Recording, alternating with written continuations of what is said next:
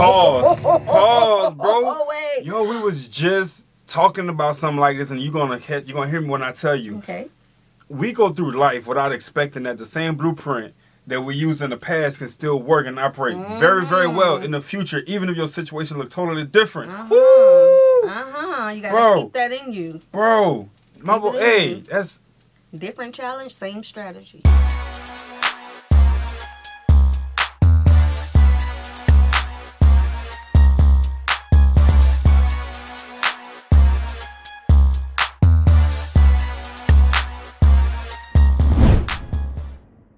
What's good, y'all? It's the Demouchets REACT, and we're back with another video. Who we got today, C? Today we're back with another American reaction. So excited about this video. If you're new to us and we're new to you, make sure you scroll down, hit that subscribe button, and turn on the post notification bell because we're on the road to 200K. And we cannot get there without you guys, alright? Join the family. Without further ado, let's get into the video. Immediately after the explosion, my office was filled with the injured. I was the only doctor in the district and had only my housekeeper and a Pullman porter for assistants. They were very severe cases, and even some people who had been turned away from the hospital came to my office.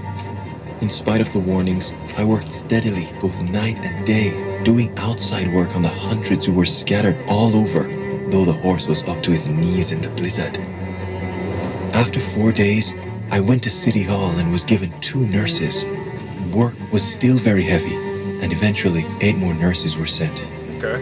Weeks later, I still have upwards of 51 cases due to the explosion and the conditions it created. I have not charged a cent to anyone since the explosion, and will still do relief work. But now I must snatch a half-hour's sleep. In the hours, days, and weeks following the Halifax explosion, hundreds of people were treated free of charge at the home of Dr. Clement Ligore, the first black doctor to practice in Nova Scotia. Come on, man. Come on, man. Look at that guy. Yo. Okay. Okay. Let's get it. No insurance, no money down, straight pure heart. That's the guy for you, bro, right there. He gonna get the job done. Wow. I always like listening to stories like that, especially when it's speaking of a disaster going on. Because that's when you see people for who they truly are. Nothing else matters. Every time. But a person getting well and getting the help that they need. No, I love that. Love it. I love that. That was dope. That was dope. Yeah, we did do the Halifax explosion. Just go back a couple videos. Come on. Sports is life. It's clear cut.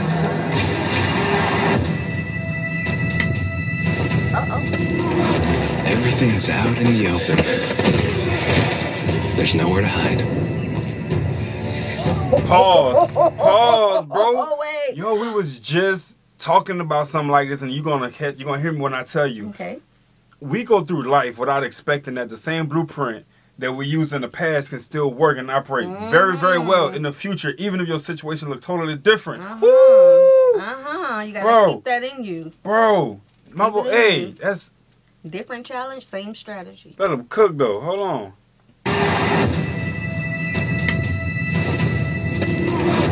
Everything's out in the open. There's nowhere to hide. That's crazy. That writing is I had crazy. to prove myself more than anyone else. You must be so proud of your son. He's gonna go pro. The sky's the limit.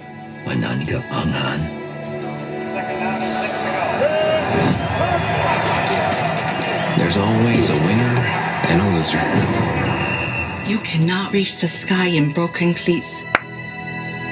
Of course, I always want to be the winner. And I did reach the sky. Norman Kwong, the first Chinese-Canadian professional football player, still holds records to this day. He retired from the sport in 1960 and later became Lieutenant Governor of Alberta. From the football I need to highlight.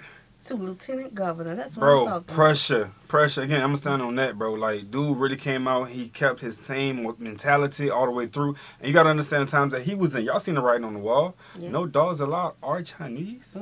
Man, he had his back against the wall against every situation he was up against. And that's what's so fascinating about Canada's history. I love learning about Canada's history because it's like, y'all dealt with so much during those times, right? And then now, when you hear Canadians from different backgrounds speak, they rarely have anything negative to say about people. No, that is true. That is so true. In comparison to here with racism. Yeah. Yeah, that's so true. People told me it wasn't a good idea for a girl to be a lawyer, particularly a colored girl. So I went ahead. Though many things remain to be done in the legal field to give women both the equality and protection to which they are entitled, I think there is a wonderful field of opportunity for girls in the legal profession. It's too bad that a colored girl has to outshine others to secure a position, particularly in a field some feel a woman shouldn't be operating in. There are legal problems all over Canada, and women must concern themselves with them. Conditions taken for granted today were obtained by those who struggled in years past.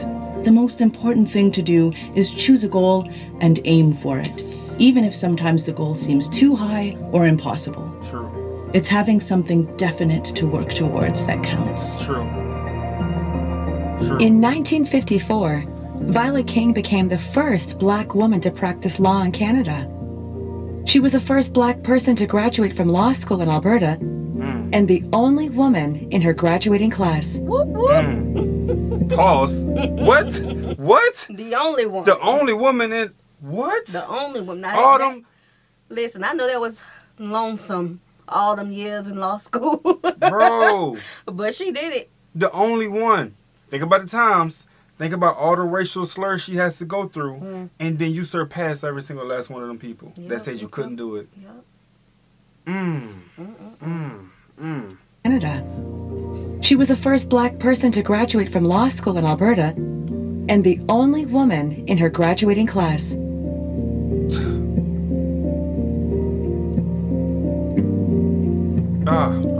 Oh, here it is. Here it is. But she still made history. She didn't even smile on her picture. Hey, I feel like at the end of the day, bro, when you have like all these different things that's up against you, you know, you have to really show out. Especially when you're the only person out there that's going to do something different.